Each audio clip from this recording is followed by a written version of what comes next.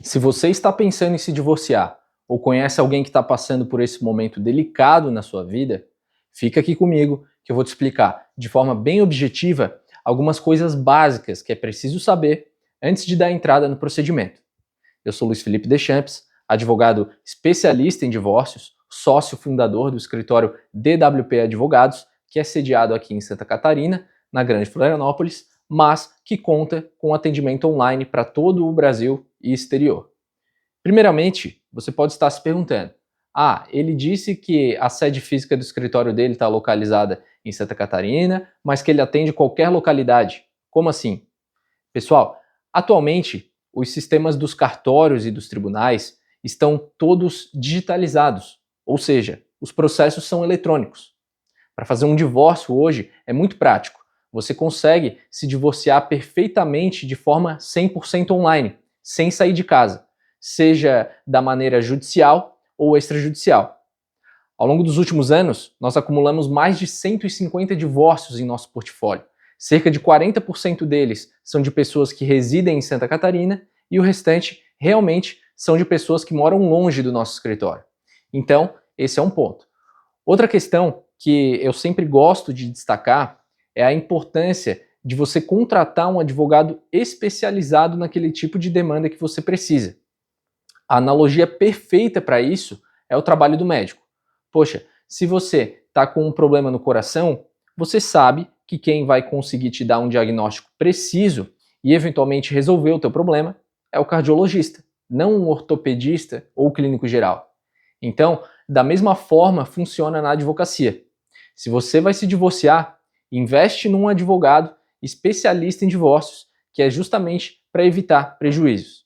E quando eu falo de prejuízos, tenha em mente que isso pode atingir tanto as questões patrimoniais do casamento, quanto as familiares e até emocionais. Não são raros os casos que chegam aqui de outros escritórios que são difíceis ou até impossíveis de consertar, ou que a pessoa já chega traumatizada com a forma que ocorreu o processo dela. Tenha em mente que, além do divórcio em si, nesse processo você vai resolver questões atinentes à partilha de bens, dívidas, empresa, enfim.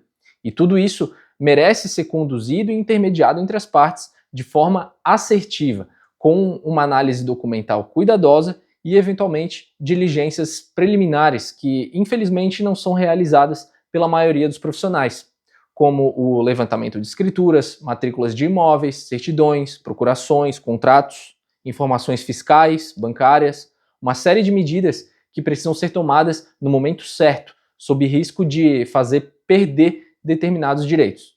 Além disso, entram também as discussões relacionadas à guarda e alimentos do filho.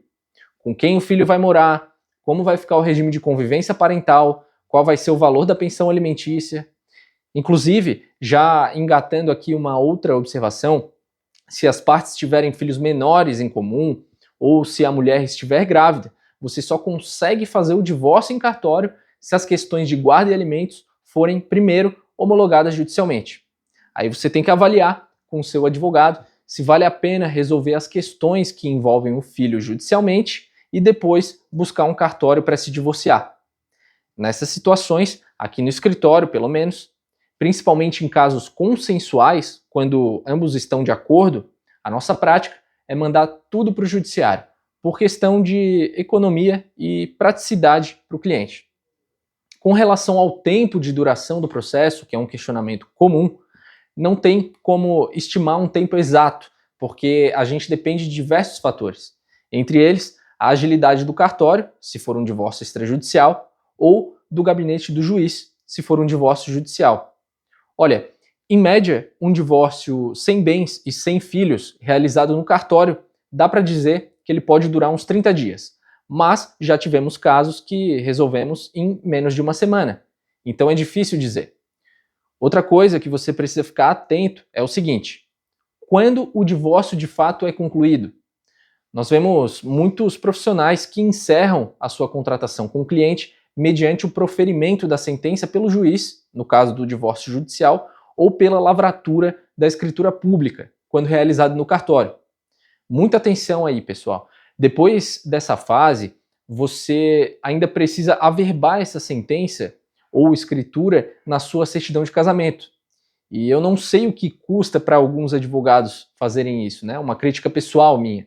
É que só assim o seu registro civil vai ser definitivamente alterado, permitindo, por exemplo, um novo casamento. Essa averbação também deve ocorrer na matrícula dos imóveis que foram objeto de uma eventual partilha nesse divórcio, entre outras questões que somente um escritório comprometido em resolver o teu problema vai poder te ajudar. E é isso. Acredito que esses são os principais pontos de partida para esclarecimentos acerca do divórcio, mas caso tenha alguma dúvida, pode deixar aqui nos comentários, porque às vezes a sua dúvida também é a dúvida de outra pessoa. E assim a nossa comunidade vai se ajudando. Um abraço.